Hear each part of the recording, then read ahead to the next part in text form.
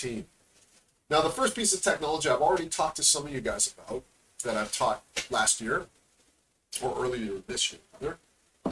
And that's the importance of having a drive letter mapping that you can always refer to, right?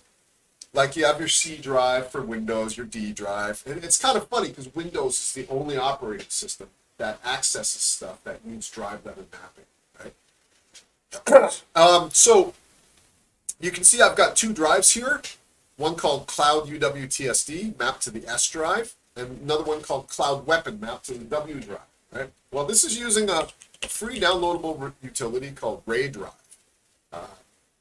The developer's actually going to start charging for this, but he's maintaining it for free as long as the pandemic is going on, right? So you have access to it for now.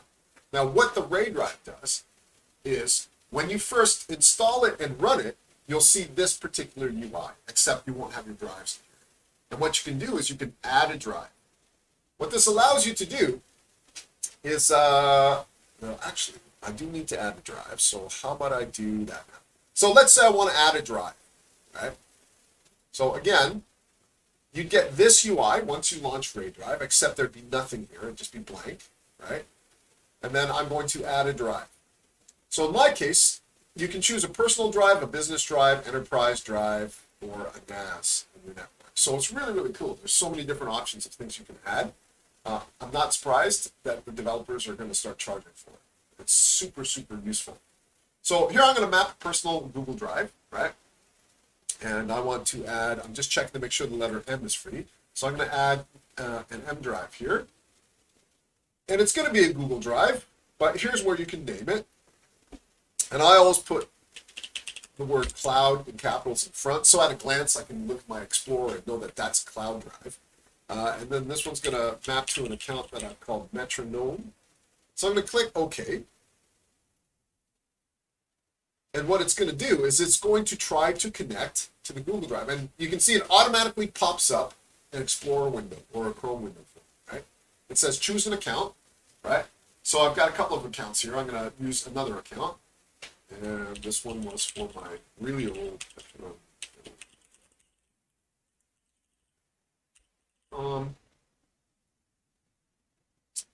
so you just log in as you would normally to your Google Drive.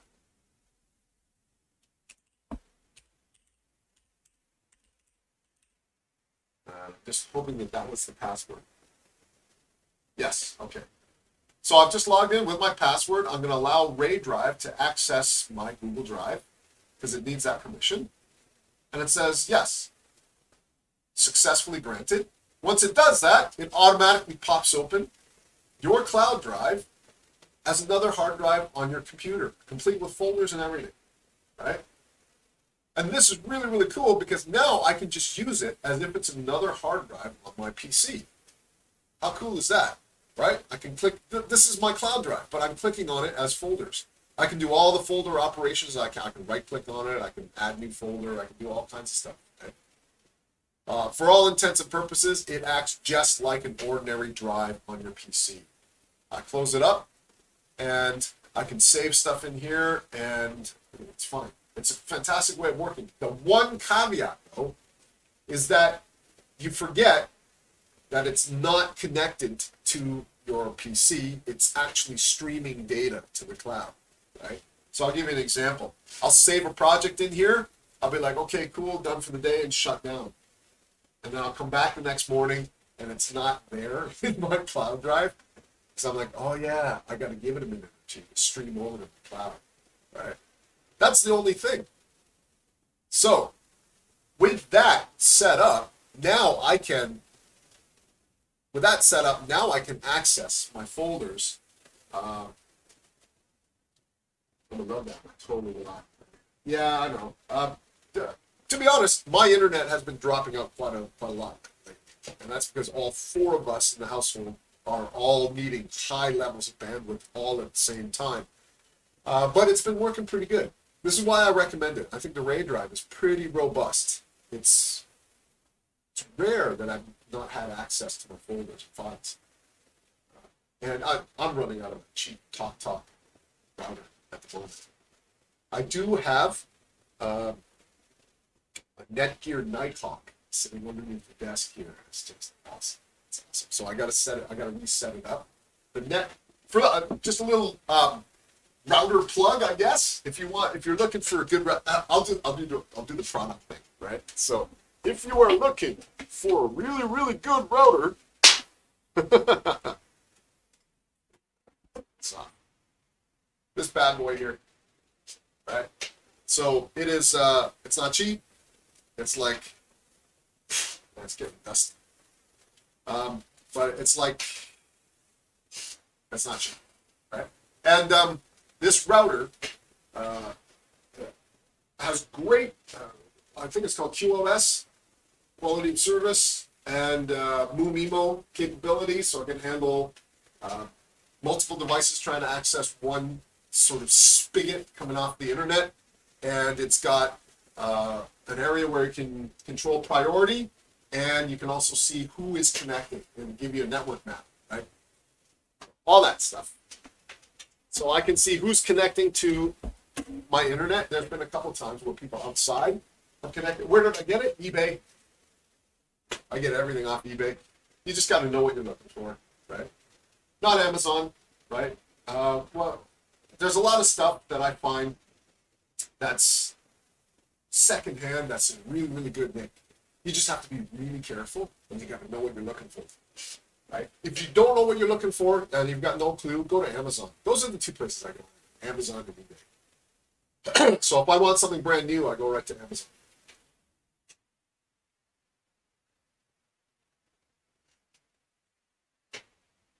Yeah, a really, really good router makes a massive difference. It really, really does. Because if you think about it, whatever the fiber optic line or whatever line that you have set up, it's just the same signal going to everybody, right? Yeah, might have to take the internet into my own hands. Well, the other thing that you can do is, if you want to buy your own router, and this is what I have set up in my sunroom, is that, yes, I've got the internet feed coming through a cheap talk router, right? But I've power lined it up to the upstairs bedroom, and it's going through the Netgear router. And what the downstairs router is doing is simply passing the internet signal up to the upstairs router, and the upstairs router is controlling the traffic. I don't know if it's hugely helpful, but it does seem to be making a marginal difference, right? That's why I'm okay teaching. Yeah, an internet booster. Yeah, I've tried those as well. Those work pretty good. At first, I was like, internet booster. Oh man, it sounds like a scam, right? But no, they work really, really well.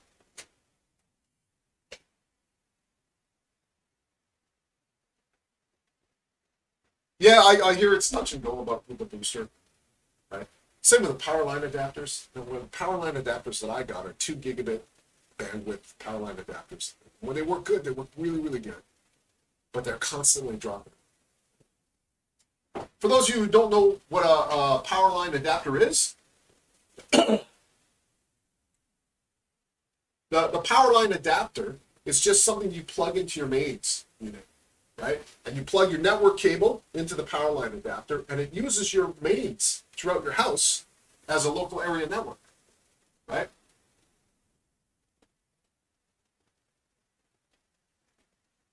Oh, so for the installation of Maya, you don't need to install Bifrost unless you really want to try explosions and fluids and stuff. So you don't need to install Bifrost. Yes, you need to install Arnold because you need that as a renderer. I can't remember what it asks. What else it asks for. Okay, so that's enough about power line adapters and routers. My God, I always get totally distracted with you guys. Okay, so I've got the RAID drive connected. And I'm going to go to where I've got an area where I call digital sketchbook under show reel, and this is where I do my fun stuff, and I do my tests and things like that in here. So I'm going to create a project in here. I've got the return of ball guy, which I'll probably delete at some point. And let's just put in, I don't know, another project, right? So I'm going to pop over to Maya, and onto my Google Cloud, I'm going to substance in Maya. Oh yeah, you want to grab that. That's a good one. Okay, so I'm going to come over here to File, and I'm not going to go New and Open. This is a habit you guys have to break. You have to break it, right? Stay away from these top 3 when you're setting yourself up. New, Open, and Save, right? That's what you're used to in Photoshop and Illustrator and Microsoft Word and all that kind of stuff. You have to go all the way down here to the project window because you're setting up a project, right?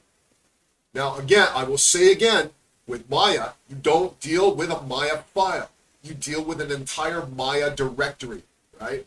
It's a database. Okay, so let's open up the project window because we're creating a new one, right? So this is what I mean. Maya needs to know where to find stuff. Not everything is bundled up inside your Maya file, right? The Maya file might be looking for stuff in your images folder, in your assets folder, etc., etc., right? So I'm going to straight away create a new project. And for the location, I'm going to tell it to go to my cloud drive, which is mapped here. Right? So I'm going to go to my W drive, into my digital sketchbook, animation, projects. So this is just the location where I'm going to set my project. That's it. Right? So I'm just going to select that folder, and I see, okay, it's going to create whatever I call it here in the project's location. So I'm going to call this, I'm going to call it PL3 because I know I'm going to get rid of return a ball guy. Oh, maybe. Okay, and I'm just going to call this character snippets, something like that. Character snippets, I don't know, character scene. Yeah, that's good. Right? So I've got that. I click accept, right?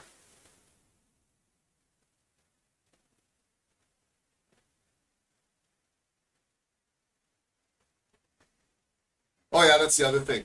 Because I'm streaming to my Google Cloud, some operations take slightly longer than usual. Right? Although this is taking right?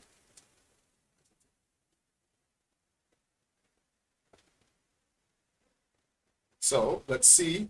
Oh, there we go. So if I open up my Explorer window here and I take a look, it's created the project for me, including my assets, my autosave, right? My cache, images. No, you don't need all these folders in the beginning, right? But it's good to kind of leave it as is.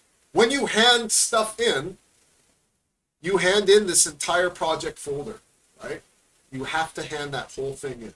Okay, so the next thing I do is I save a blank scene, right? So I'm going to come in here, save scene as, right? I don't know what I'm going to call it, so I'll give it just character test 1, right?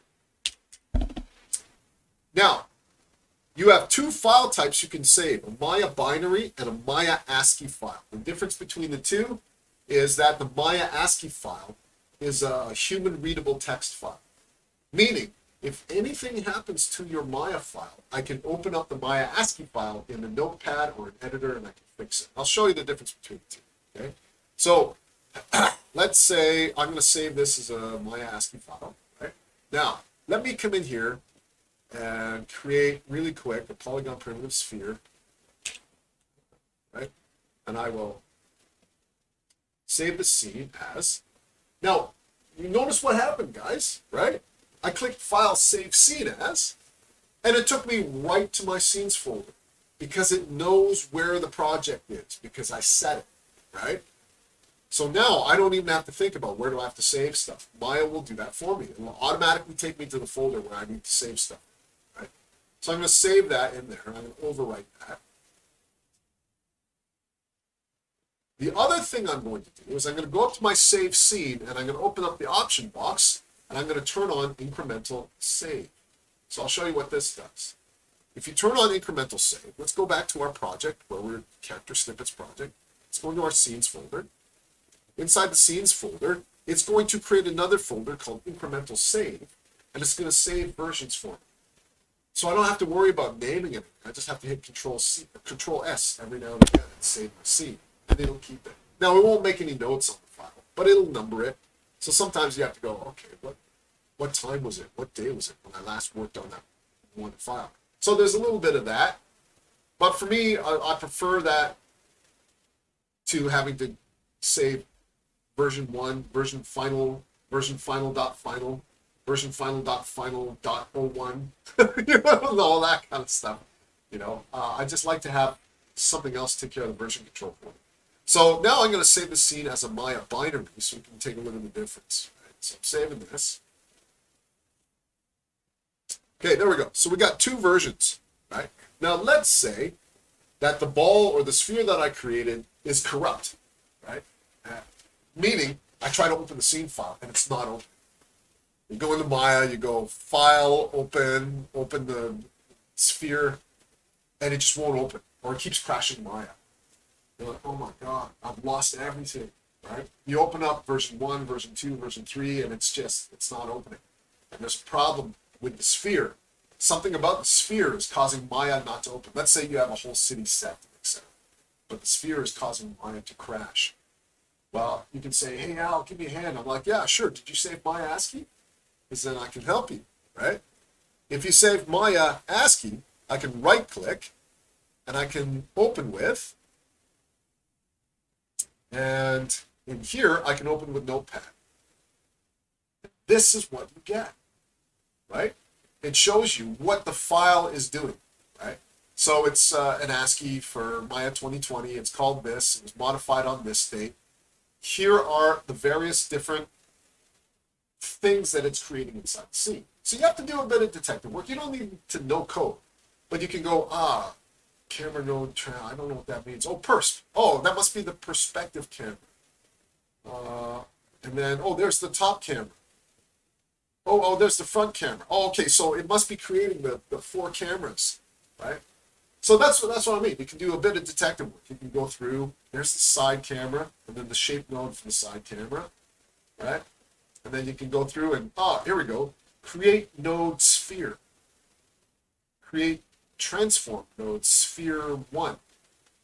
You can take all of this, right? And you can delete it. And then you can, just going through, that's the render layer, light linker, all that stuff, that's fine. And then you can save it, right? So I've just saved that notepad scene, right? So now I can go File, Open, and I can open that Maya ASCII file, right? And the sphere's gone. I've solved my problem. I've saved it. So if you try to open a file and all that's happening is Maya's crashing, if you got a Maya ASCII, I can edit it in a notepad and we can open it back up again, right? Now, if you save as Maya binary, however, we'll open that up with Notepad. If you save as a Maya binary, you're hooped. There's nothing I can do, right? Because it's gone through a process that's sort of changed quite a few different things inside here. It's still somewhat human readable, but there's quite a few things, quite a few operations that that have happened to it. You can see here it says this script is machine generated, edit at your own risk, right? I have never successfully edited a Maya binary file. It's not possible. So that's why I always get you guys to save as a Maya ASCII version of everything, right? Okay, so having said that, I've saved off a default version of the character test. We're back to our blank scene, and here's our outliner. We've got our 4 cameras and our default light set, default object set, which I've never used in all my years. Right? Okay, so now I'm going to set up my scene. Now I'm going to show you guys how to do this in terms of a larger team. Right? So I'm going to pop over into my live action folder. Oh, no, it's, sorry. My brain's beginning to drift a little bit. Okay, so we'll go to my sketchbook under animation projects, and what I want to do is I want to find my character assets. Let's actually, where am I?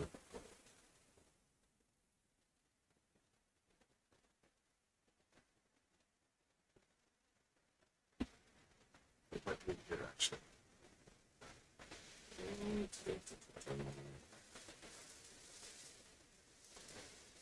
Yeah.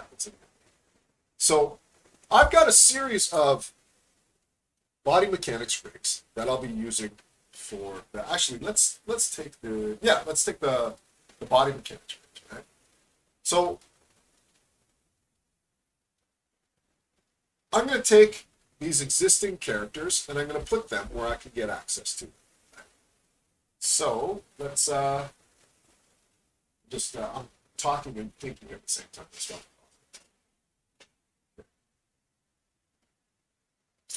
I'm going to come in here. I'm going to, let's just wrap up. Copy this. Right? And then I'm going to head back into my digital sketchbook, animation. I want it in the projects folder. So I want it to sit outside the projects folder, and we'll paste that in there.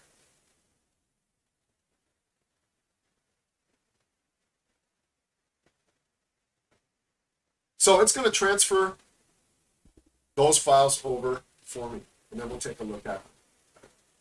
Hopefully it won't take too long.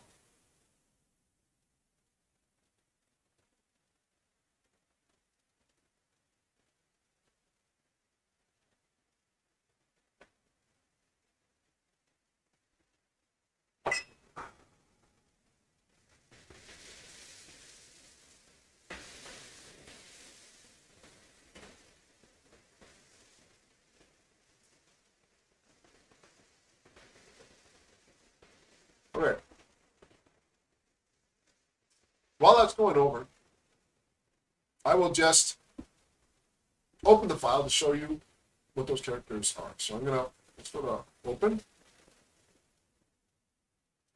and we'll head up into here, and I'll show you what those characters are all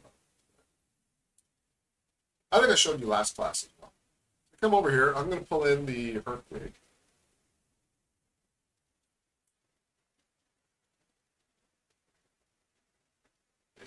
And let me save that. Well,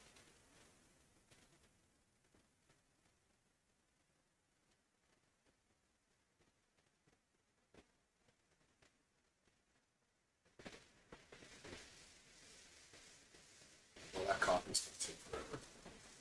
Okay. So this is what you get for that character. Now, there's a reason why it's faceless and untextured and all that kind of stuff.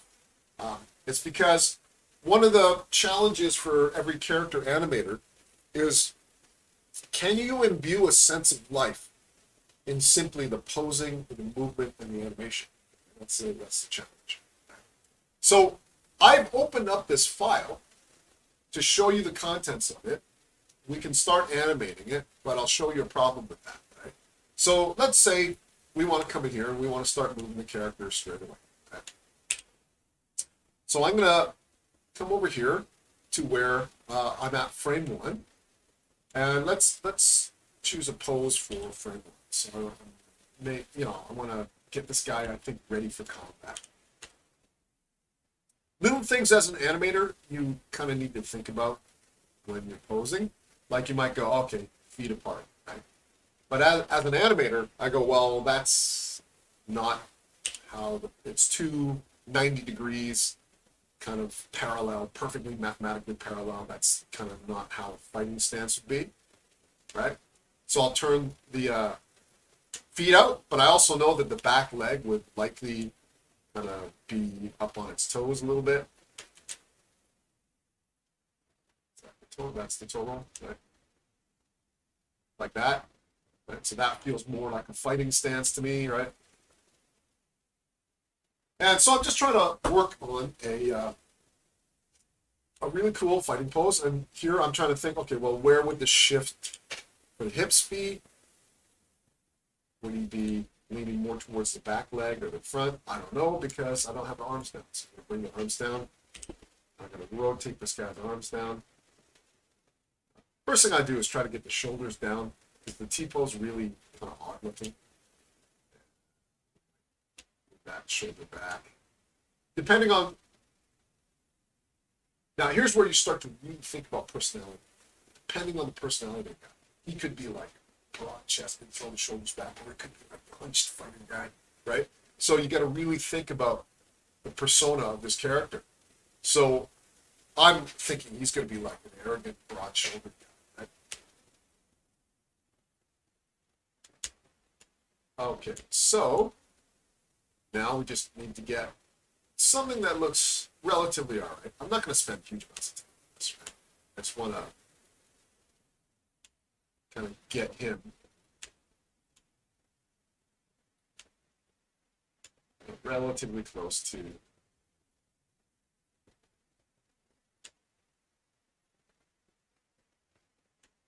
so now I think this would actually be rotated this way.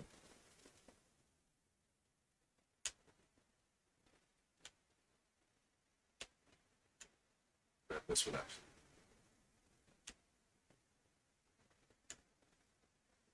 I don't know, something. I can spend loads of time posing the character out.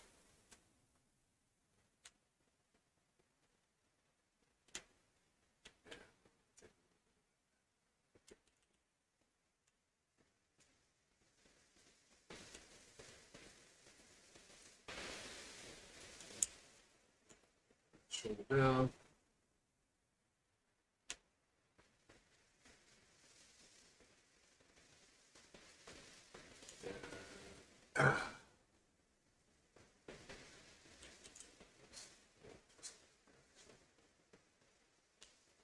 Let's drop this down here.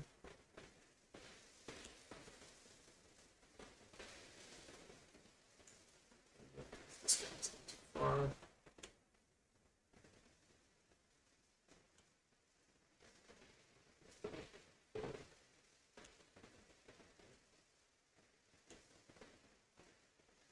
And then make this a little bit more. Let's get it down. I don't know, something like that.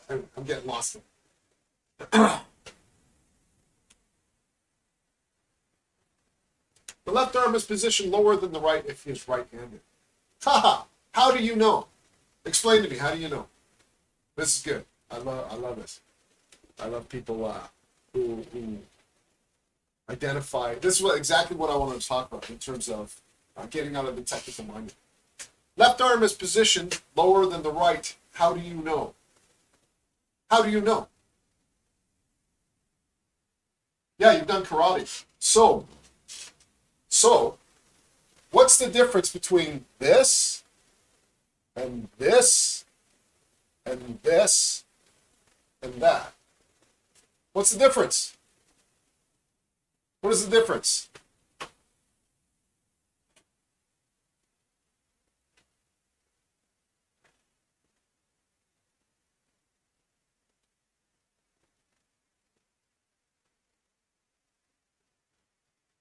I'll make it simpler for you, okay? There's this, right? What's the difference between this and this? Right? What's the difference between the two? Preparing different attacks? No. No. Defense and offense? No. No. Body language? Closer, closer. Stances? No.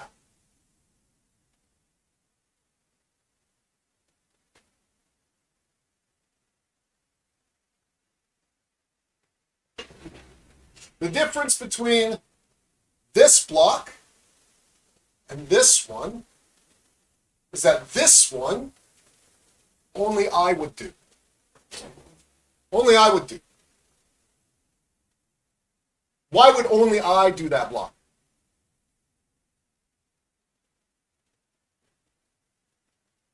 No, I didn't make it up.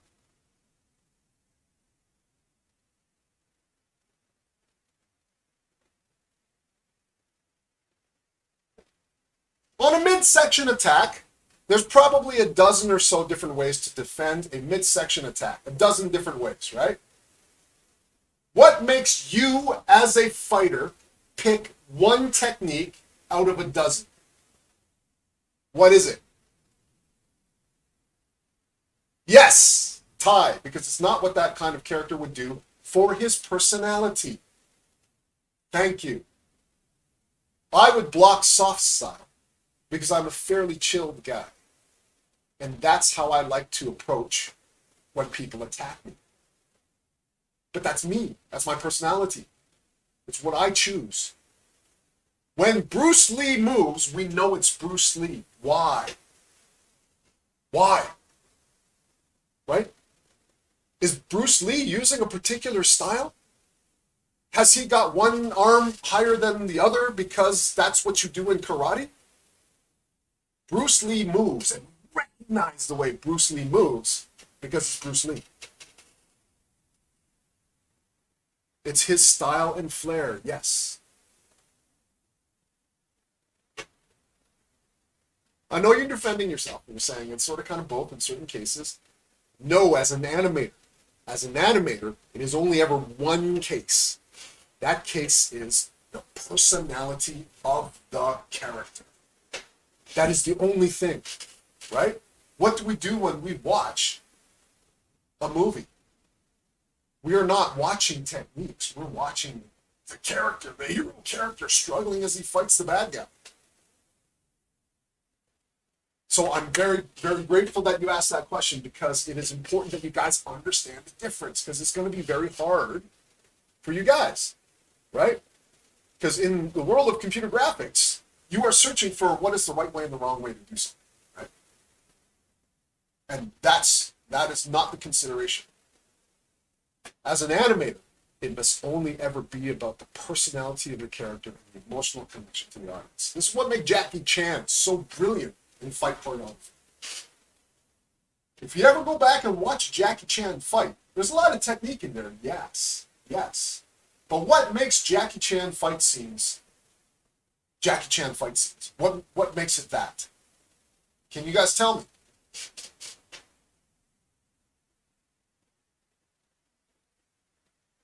No, it's not creative. There's lots of creative fights. Lots and lots and lots and lots of creative fights. Right? Like, who's the dude that invented going up and wrapping both legs around the head and the neck and then doing this flip thing where they land on the ground and the body goes flying over? Who invented that? But I see it everywhere. No? It's him, yes, but what about him? What makes a Jackie Chan fight sequence a Jackie Chan fight sequence? The way he acts when he does the drunken master? Yes, but he's not always the drunken master, is he?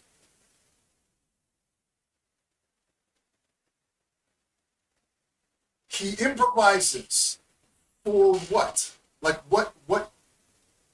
You're close. He improvises, yeah, and his personality and his character come through because in a fight sequence, he improvises to push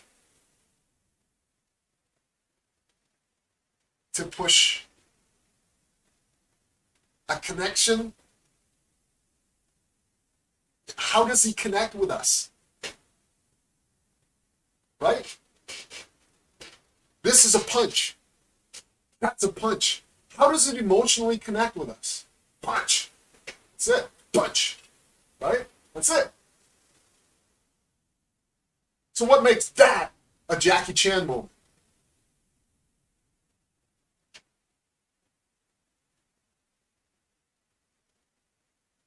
What makes it a Jackie Chan moment? Boom. How do we know it's Jackie Chan?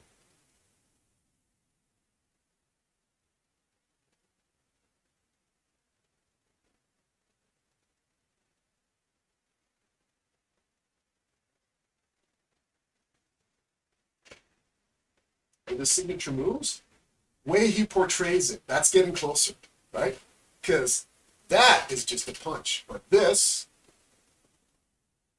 that's a Jackie Chan moment, isn't it? Right? Right? That's a Jackie Chan moment, isn't it? Right? And then Jackie Chan, it's just like, and then he's just like, then he goes in, right? And he's like, and then he honks the nose, right? There's a story. Every Jackie Chan fight has a story. and a story in the way only Jackie Chan can tell it. And that's why it's really entertaining. His facial expressions and the movement in his body. Exactly, exactly. Same with my Bruce Lee example. This is what you have to dig for, right? This is what we need to find. The personality within the character, not the technical execution of the poses. Does that make sense? The minute you start thinking about the technical execution of the poses, you're lost. You're lost. You've lost the whole point of why you're animating, right? So, yeah. I digressed again, but it was hugely, massively important, right? Okay, so let's set down some keys. Now, how we set a keyframe is by using the S key for set key, right? And here's how we do it, right? What a keyframe is we want to save the guy's position as he is now, right? We want to store it. And we want to store his position in translate X, translate Y, translate Z, and all the rotates, right? So when I grab that controller and hit the S key, you can see a little tick appear at the beginning of that timeline, and you can see all these channels light up, right? So it's saving those values at that frame in time on that controller. Problem is, though, is that if we come over here, there's nothing saved on our shoulder. We come over here, there's nothing saved there. So we're like, okay, well, we'll grab that, hit the S key, right? Oh, it saves a keyframe there. But there's nothing on these controllers, right? So we got to go through and save on every single controller, right? So there's got to be a better way to do it. Yes, there is. Right? But for now, what I'm going to do is I'm just going to go in and I'm going to right-click on this guy and select the hierarchy. Right? And it should have grabbed all the controllers there. Just going to hit the S key. This is lazy keyframe, but I just want to save a keyframe on all the controllers. I'll make a point of this in a second. So hopefully, if this guy's done its job, which it has not. Okay, well, I'll just go through and let's just save a few keyframes on a few things. Right? But what I need to do is I need to create a separate group for these controllers so that I can just select that group, hit the S key, and know that all of my primary controllers have gotten keyframes on. Right? So this one, that needs an S key. And rotate this guy, it's an S. This guy.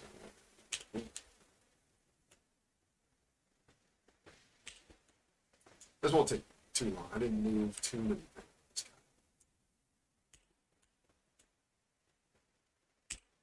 things. Okay. So that means I can move the timeline and the pose of the character stays the same. Right? Now, there is another way of doing this. The classical way of animating is to move an object and set a keyframe. Move an object and set a keyframe. Right? Now, down here in Maya, we have something called auto keyframe. Now, I like this, but it's very dangerous. It's dangerous for a number of reasons. I'll tell you. Right? So, auto key, what this does, and I encourage you to get used to it as soon as possible because it'll make your life easier. Means that I can move to frame 10, right? And let's say he just gets a little bit. Oops. Let's just say he gets a bit more intense. So come over here, and he just. Where's the whole rate going down? Right pocket. I accidentally had the group node selected as well. What is happening here?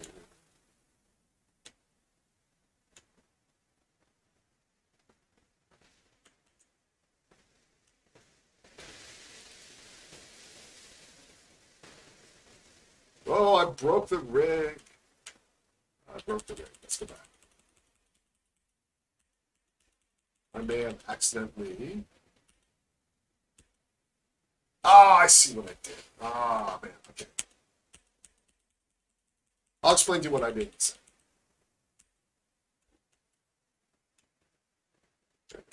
Okay. I wasn't paying attention to the character setup. All I saw was the NURBS object, so I assumed all the NURBS objects were parented under that master. But I set a keyframe on geometry, joints, everything, right? The rig is here. That's why I did it. Controls are in here. Yeah. So I'm just going to go through and I'm just going to do that again. I'm going to set on frame 1, I'm going to set all my keyframes on all the bits and bobs that I've animated. And then we'll talk a little bit about this. Now, you can see why in the beginning, I encourage you guys, when you're setting up your character, to have your geometry separate from your skeleton, separate from your controllers. It's really sort of important. Now, I know that that's not entirely feasible in all cases. I have worked with a number of different rigs that broke that rule for a variety of different technical reasons. So you may run into rigs in your future careers that don't follow that. But as much as possible, especially for beginner to intermediate rigs, it's a really good idea if you have a character or you set up your character with all of that separated. Because then I can do things like just grab the control group and then set keyframes on that. Okay, so we've keyed our character and we're going to move to frame 10. Now I'm going to toggle on auto key. I use auto key framing, but I find that I end up having to use the retime tool for hours afterwards. The timing is very difficult to get right. It's not the retime tool, it's your process, and I'll talk a little bit about that. Right?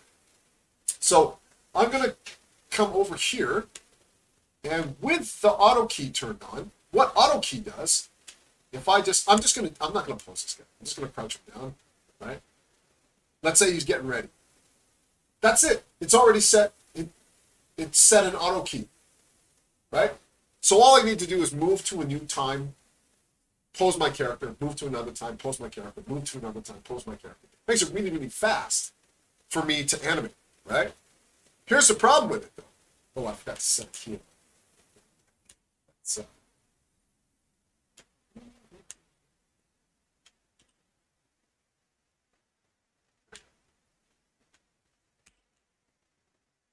Okay, so here's the problem with it. First of all, if we take a look at my hip controller, you can see it saved a key here and a key for my hip controller. But if I grab something else, there's no keyframe on it, right? If I grab here, there's no keyframe on it. What does that mean? Well, that means, let's say I'm animating. I go, okay, so let's say at frame 10, he crouches down, right? Something weird's going on with the neck.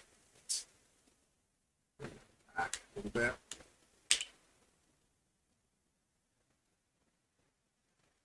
Let's try and zoom this out, see if that fixes that.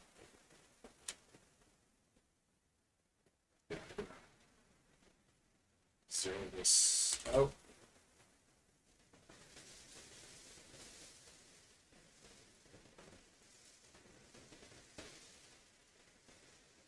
Zero out the neck here. This is what I'm talking about.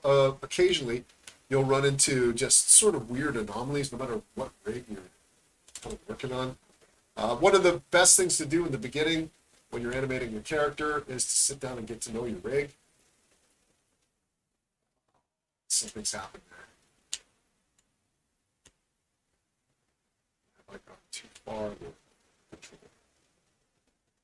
Yeah, maybe I went too far with this. Okay, so let's try that. And to set that.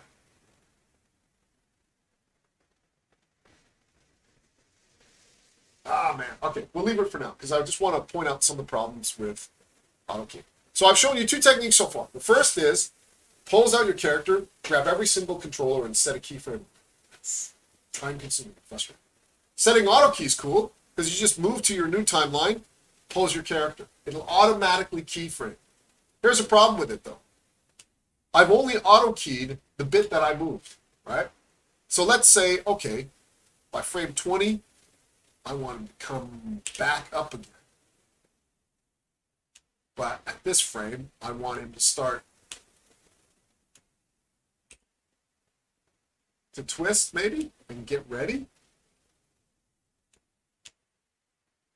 Like maybe he'll raise his arm and get ready to throw a punch forward, something like that, right? I don't know, something like that. And I go back to check frame 10, and it's like, oh no, I ruined my first pose, right? Because only the hip is going down to frame 10. I didn't realize that on my, like in my shoulders, it didn't store keyframe at frame 10 because I didn't tell it to. So the next keyframe it stored was at frame 20, which means it's moving from frame 1 all the way to frame 20. You see what I mean? I've missed it. So now I've got a completely unexpected result, right? It's like, no, I didn't want you to start moving till frame 10. I just wanted the hips to move. I just want you to go down at frame 10, right? So you end up having to go back and go, oh, okay, well, I'm going to have to fix this back, then change this, bring it up, and then it stores keyframes, right? And then, you keep going and et cetera, and it's really hard to kind of manage. The other danger of having auto key is, let's say you go to frame 20 and you go, okay, he's coming back up. That's cool. So that's a good pose, right? But then after that, I want him to kind of take his arm, open it up, and then maybe he's lifted this, and it's going through like that. That's cool. Okay, and then the next pose, he's gonna start rotating through, and then moving forward, and then there'll be the sort of the contrapedal motion up here. Do you see what I'm doing wrong? I'm just like, oh, okay, cool, right? So now he's going to start throwing that punch forward a little bit, right? I've just done all that work on the same keyframe. So my original pose from earlier is gone. I've just overwritten it all. It's like, oh, no, God, okay, I'm just going to have to go and redo all that, right? So when I move a joint, it doesn't look right. Go back to change it. I end up having to change another joint. Yeah, it's counter-animated, the moving back and forth. That's not a problem with auto keyframing, it's a problem with technique, right? So I'll talk a little bit about technique. Just 1 second. So this is really important that I talk to you about these various ways of approaching keyframing, right? So we talked about those two approaches where you set up your pose and you keyframe every single controller, and then setting up auto key, moving to the frame you want, just posing your character. The problem with that is you have to start to remember what has a key on it, what doesn't. You have to remember to move to the frame first, then pose your character. So there's quite a lot that you have to remember, right?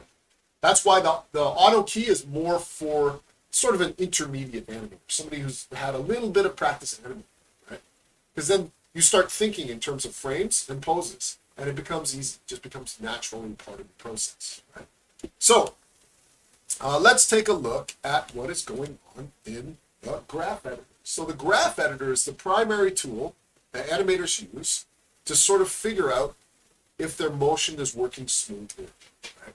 So in the Windows animation editors, we'll see the graph editor. So I'll open this guy.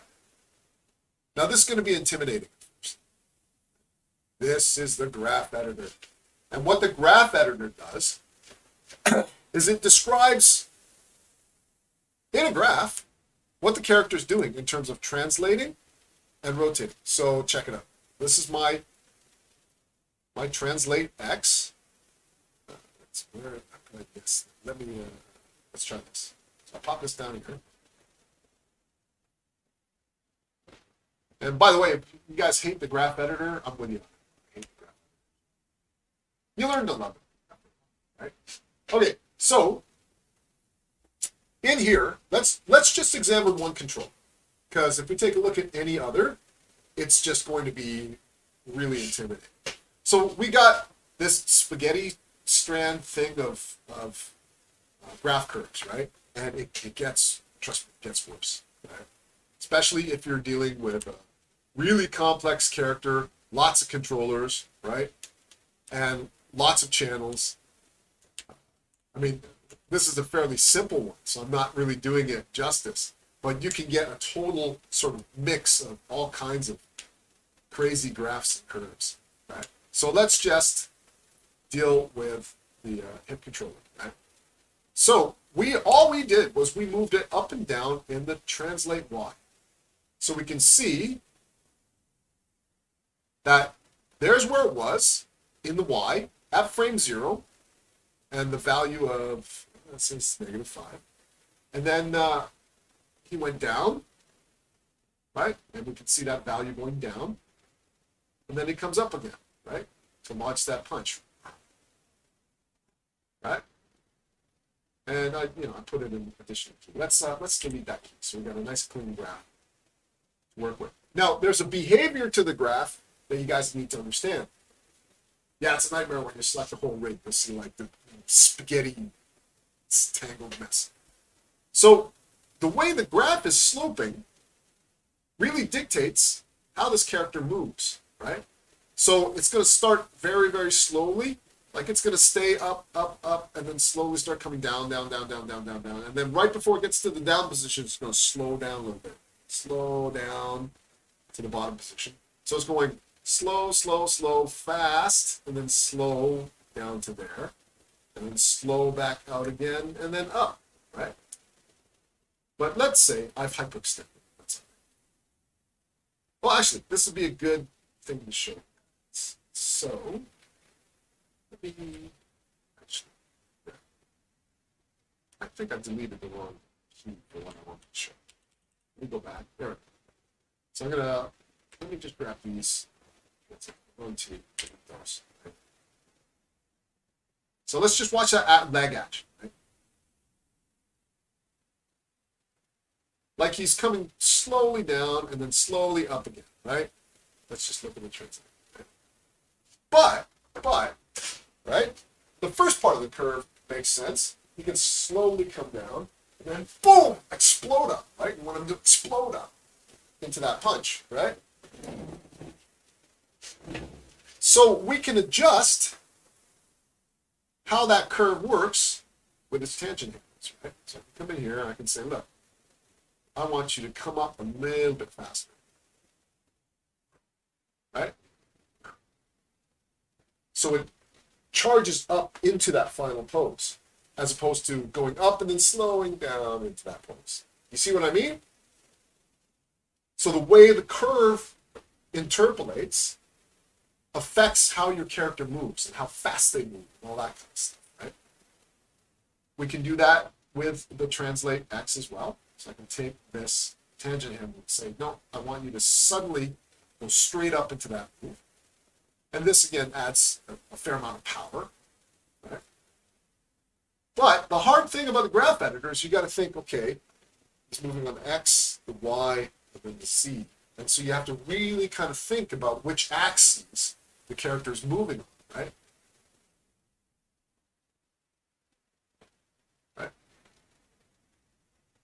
Now, there's another thing too, and that's affecting this animation, is the timing, right? So right now I'm lecturing you guys, and within 20 frames, the character's delivering a punch. That is 1 second of animation time. 24 frames a second. 1/1000, right? 1/1000. 1/1000. That's a really slow punch. That's a really slow punch, right? 1/1000, right? Whereas a punch is like, bam, depending on how you want to throw that punch, right? There's a different speed to it. So then timing comes into play, right? So you have to really kind of be aware of where you put those keyframes, because you're going to be shifting them and changing them. Now, here's a problem that a lot of people run into when manipulating the graph editor, right? You might go, okay, well, It's just, he's just going down in the Y and up in the Y. I just want that to go faster, right? So you can highlight this key, middle mouse button, and drag it, and say, I want that to happen in 6 frames. Then I want him to come up in, let's say, 2 frames, right?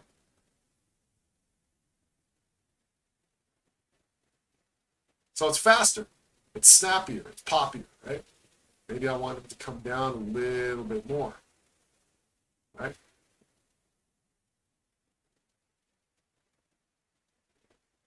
Now, scrubbing the timeline is a misnomer. Well, again, Ty, quarter of a second. Are you looking for a right answer, or are you looking for a character-driven answer? Right? And again, because a fighter is like this, it's very different from a guy who's like, right? 2 different fighting styles, 2 different characters, right? Depends on the character, depends on the person, right? Are you like a snap, or are you like a, right? That's one of my fun things about animating is acting out. I love it. You know, I get to play act. That's part of what an animator needs to do on a daily basis. It's an excuse to be literally an excuse to be a kid again. So, so we have just adjusted the timing on the y-axis to fit our character's personality and the narrative emotional moment. That's what we're doing, right? And then we're just like, okay, we light up curves, and we're starting to get more keyframes all over the place, right? And then we might go, okay, I'm trying to make a bad example, but let's say we wanted to make some adjustments in Y. I don't know. I don't know what I'm doing. I just want to make a point with the graph, right? And then perhaps this one, like this. Something like that. Let's just say we're trying to do something fancy here. And then when I light up all the curves, it's like, wow, I've got dots everywhere. You'll get more and more dots everywhere, right? And it's all really super confusing. Right? So let me back this up before I made those changes on the y-axis. Now, if we take a look at this, my keys are all lined up. I can spot them straight away. In fact, I know the ones I want to delete. Right? So all my keys are lined up. Right? They're not all over the place in the graph. This is part of what I was telling Ty earlier about it's your approach. It's not the technology. It's how you approach animating. Now, this idea of lining up your keys harkens back to my origins as a 2D classical animator. It's the only way you can safely think about what you're animating, right? So I'm going to say, you know what? I'm going to use pose-to-pose technique because it'll help me keep my animation organized. So when I go over to frame 1, right, I'm going to set a keyframe on everything, which I did. Then I'm going to move over to frame 10. And now I'm going to, even though they're not really moving, I'm going to save a keyframe on all of my controllers at that point in the timeline, right? Even though, you know, it might seem like, well, what's the point? Because they're just going through a movement. You don't really need to save a key. Well, I'll show you why I'm doing this in just a second. Let me lay down a bunch of keyframes. Here, and here. Okay. And then let's say we go back, and we go back to our final frame, and I'm going to try to set keyframes on everything that I had moving at the time. And you'll see what I'm getting at in just a second. So I'm going to pop back over here. And let's get that. Right. So if I grab all of these channels, right, you can see all my keys on all my controllers at those times are lined up neatly, right? You know, instead of looking, let's see if I can do this here.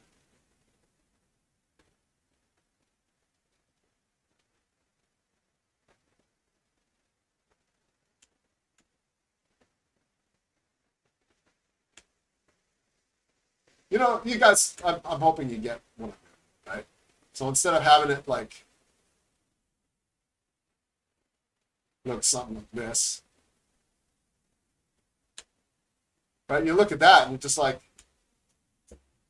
I need you to adjust the timing on the arm back a couple of frames. Okay. Which one do I pick? It's just a mess, right? But if you line up your keys, you know, okay, that pose was there, that other pose was there, and that pose was there. It's a super simplified example, but I hope you kind of get what I mean in terms of how to approach the graph editor without losing your mind, right? Now, obviously, this doesn't work for everything. It's not a be-all, end-all. But having supervised animators, it is, from my point of view, just wonderful to feedback when I can look at their graph editor, all their keys are lined up, especially during the key pose phase, right? I can really easily go, oh, you know what?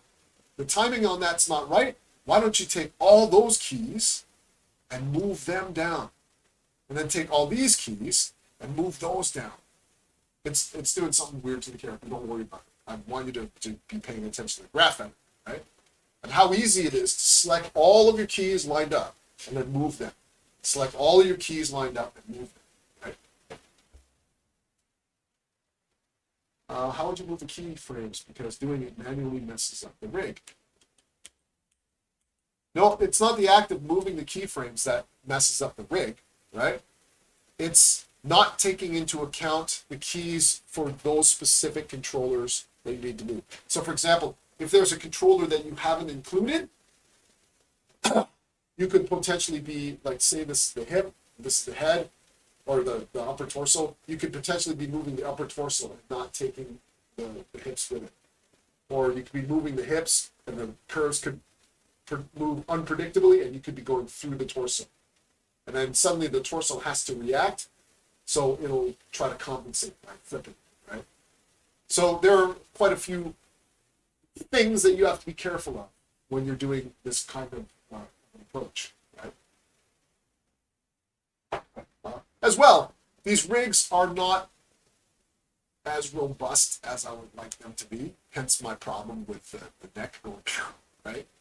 So it's all about understanding or playing with the rig and finding out what the rig limitations are. You will quickly discover that the process itself is something that will save you with 90% of character rig cases. Right? So the first order of business is to set up a way of selecting all your controllers and setting the key. That's the big thing, right? And very rarely do you get a character sort of pre-set up now. So I'm going to go to my file and I'm going to open up the Herc rig again, and it's going to blow away all the animation, right? Because I'm not going to save it. I'll open this. It's going to say, do you want to save? No, don't save.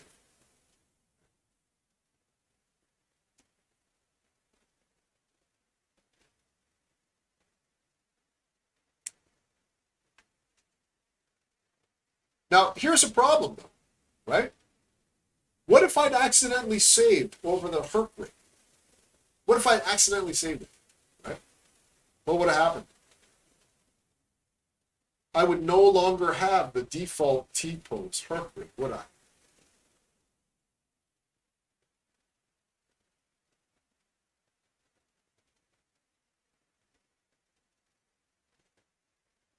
I'm just waiting because Ty is typing.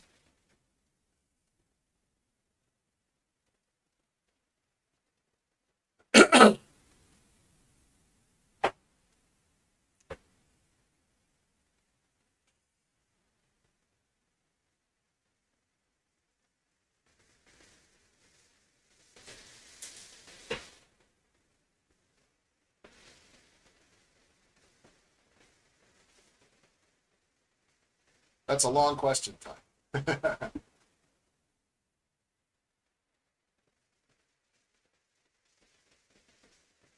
Oh, no question. Okay, all right, never mind. Okay, so I want to start grouping my controllers so I can set keyframes on. Now, I was lucky I still have my T-pose character.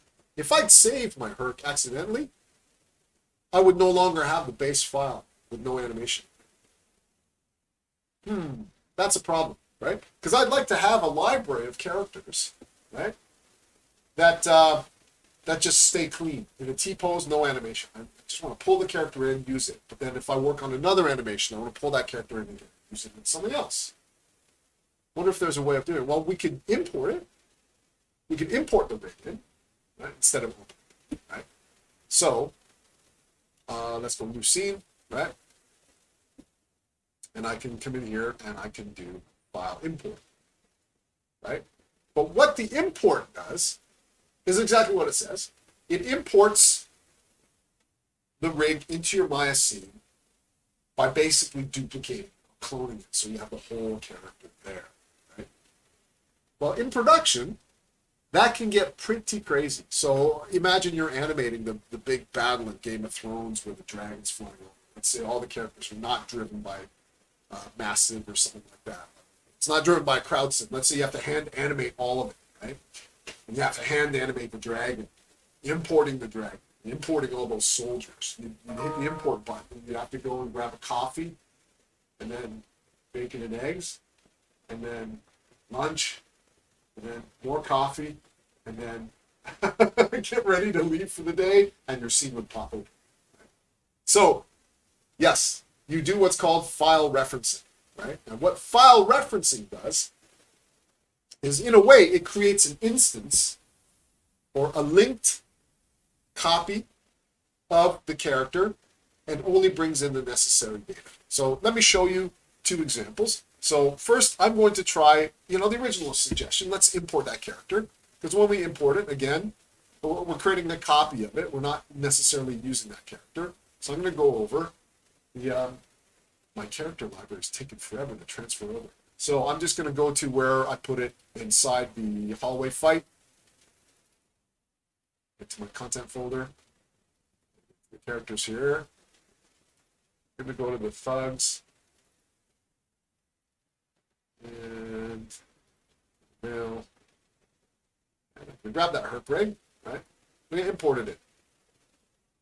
And then we'll save it.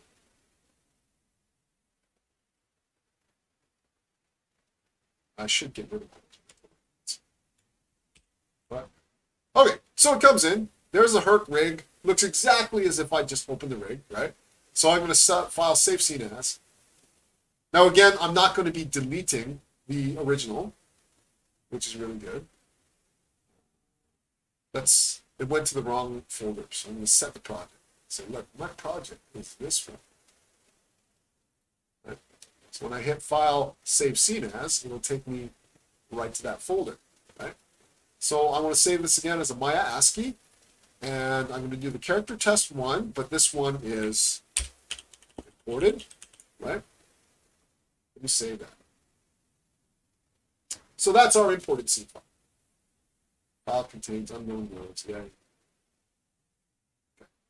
So now I'm going to go back and create a new Maya scene, right? Clean scene, but this time I'm going to go up to File, and I'm going to go all the way down to References. So I'm going to create a reference. You can see a reference editor as well. I'll get to that. So I'm going to open up the option box. You got a variety of different ways of referencing. You can leave it at the default, and we're going to click Reference. So this time, I'm going to go back up to, where I've got the final scene hallway fight. And I'm going to my characters folder.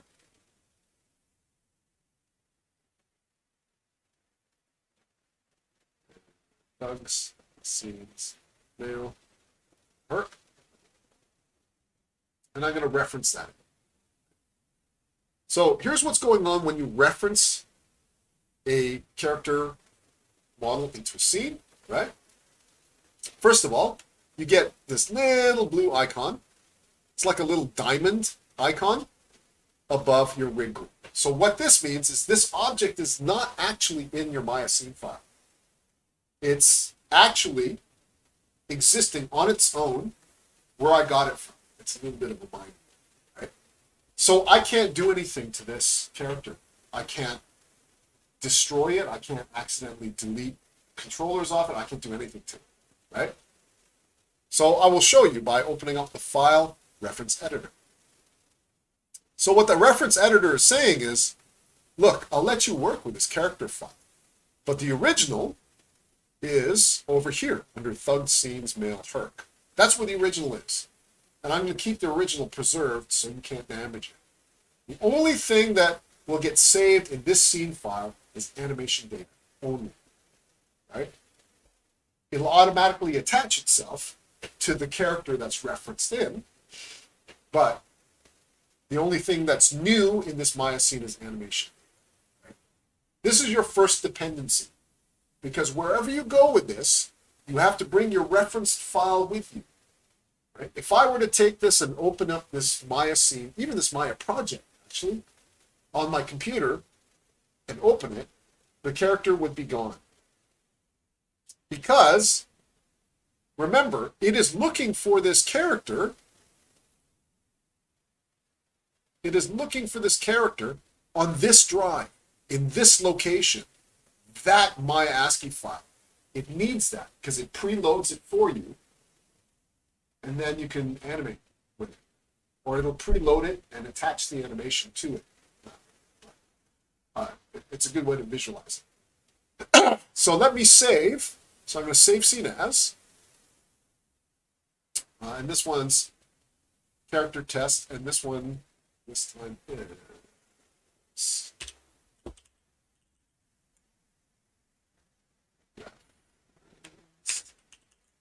Hey, how come it didn't save my import?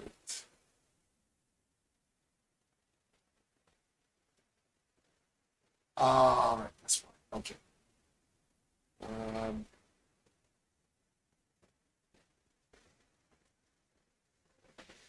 With this particular character asset, it has to be a Maya binary file, just because of the way this package is done. Okay. But I do want to show this to you to give you kind of an example. I forgot about that. There are certain rigs that you get where you're stuck. You have to save it as a Maya binary. Especially commercial rigs and free rigs that are out there on the internet that you can download and practice animation with. A lot of them will only work as a Maya binary because they don't want you to go into the Maya ASCII file and edit it, change it, lift bits of code out of it. Okay, so I've saved that off as referenced, and to wait for this guy. So my Explorer is updated. So let's take a look here, right? So we've got well,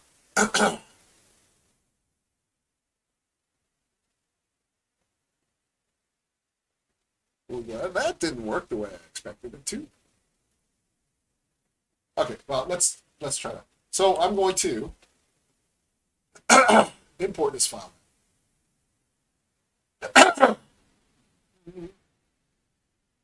And then I'll talk about why I'm doing this, right?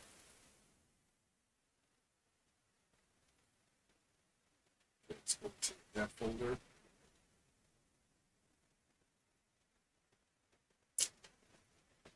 Characters. Oh, I'm starting to lag here, guys. That's not good.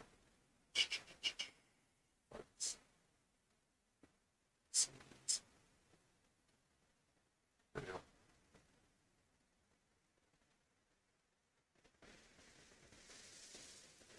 Rig.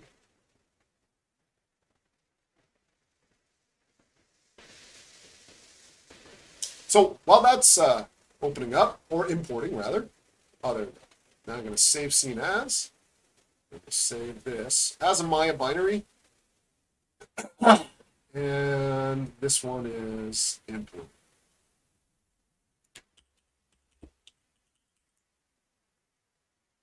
Whoa, that's laggy. Import.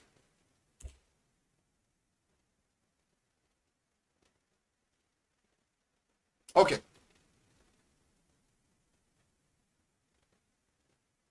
So let's take a look at file sizes. Now, if we take a look at the character test, the first one, that one is 51 kilobytes. And the character test as a Maya binary is 49 kilobytes. What does this mean? Well, the other disadvantage of saving a Maya ASCII, because it doesn't compress anything, it doesn't translate it via machine language into anything, or compile, pre-compile it, right? You are getting the actual code to create that Maya scene. It's therefore bigger, right? So 49 versus 51 doesn't seem like much, but when you have a massive Maya ASCII scene file, like an entire village, right? The difference is quite a lot, right? So because it's uncompressed, it will be larger. That's the one thing. So you got to plan accordingly. I'm not saying don't use my ASCII. My ASCII will save you, right? Now let's take a look at the difference between imported and referenced. Check it out. So when I imported the character in, look at the difference. Because the character that I've imported in this scene here is a copy and actually lives in this scene, meaning I can change it, I can edit it, I can actually work on the geometry. It is 6,000 kilobytes large. Because the reference character comes into the scene, I can still work with it, but the original lives somewhere else. Look how small that file size is. Because it's not saving the model in my Maya scene, right? Every time I open the reference scene file, it'll open and then it'll go grab the character model from somewhere else and pop it into Maya format. But it won't store the character in the Maya scene file. So you get phenomenally smaller scene files. This is the way all studios work. Game studios, animation studios, TV studios. They all work on referencing pipelines. And it gets really, really, really complicated when you have like I took a look at the USD referencing sort of network for Guardians of the Galaxy for, where were they visiting? But it's like one shot, and it was massive, and everything was referenced there. And even then, the file size was huge, right? So it's the reason why I teach you guys this is it can get exponentially more complicated. So the sooner you wrap your head around file reference, the easier it will be for you when you get in studio, right? Okay, so that's it for this sort of introductory. We didn't get much into character animating, but we did have some interesting discussions on what motivates you as an animator. It must always be personality, story, emotion. Always, always, always. The more you think, let's put it this, the more you struggle with what poses to choose, the more it indicates to me that you haven't sat and thought about the personality of your character through and through yet. Right? So if you're like, what kind of fighting stance would this guy take? You'll default to, oh, okay, well, functionally, I know where he needs to balance, so I'll put him in the pose. I know what an L stance is supposed to look like. I know what a horse stance is supposed to look like. And you're gone. You're gone. You're not animated, right? But if you go, my character's like Owen Wilson, and Owen Wilson is about to take a horse stance, then you know exactly how it's going to happen, right? Because crystal clear, you know the personality of the character, right? So the more you think about the personality of your character, the more you research how that character connects with the audiences emotionally, what they're doing as part of the story, the more your characters will animate themselves. Trust me. What I mean by animate themselves is like the poses you have to do are crystal clear in your head, right? Because you know who the person is. If you don't know who the person is, you're going to have a real tough time. What's going on in the chat? Is that Owen Wilson? There you